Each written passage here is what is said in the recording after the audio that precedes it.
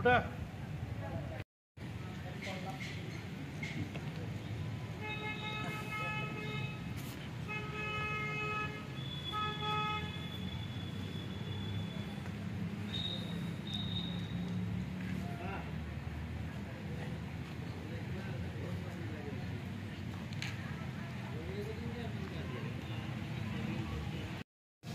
काल सायंकाळी 6च्या सुमारास ही घटना घडलेली आहे. यातील फिर्यादी हे कापसाचे व्यापारी आहेत.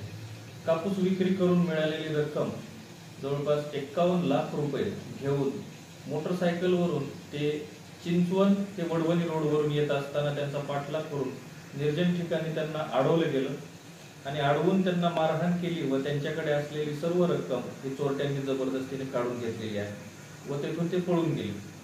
गुन्ह्याच्या तपासकामी पोलीस स्टेशन व LCB असे 3 पथक तयार करून चोरांच्या शोधासाठी रवाना करण्यात आलेले आहे. लवकरच अज्ञात चोरट्यांचा शोध घेऊन त्यांच्या मुसक्या आवळल्या जातील.